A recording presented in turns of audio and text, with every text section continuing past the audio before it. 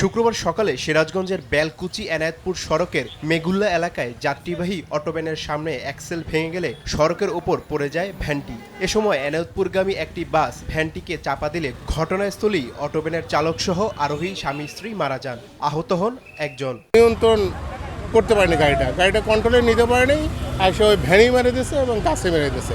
স্বামী স্ত্রী এবং এই ভ্যান চালক এখানকারই মেগুল্লারি ভ্যান চালক, তাদের সবার পরিচয় পাওয়া গেছে।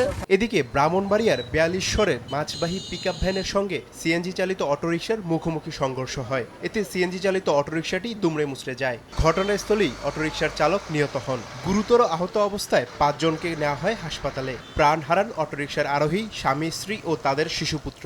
একই পরিবারের ৫ জন তারা ছিল সিএনজির মধ্যে।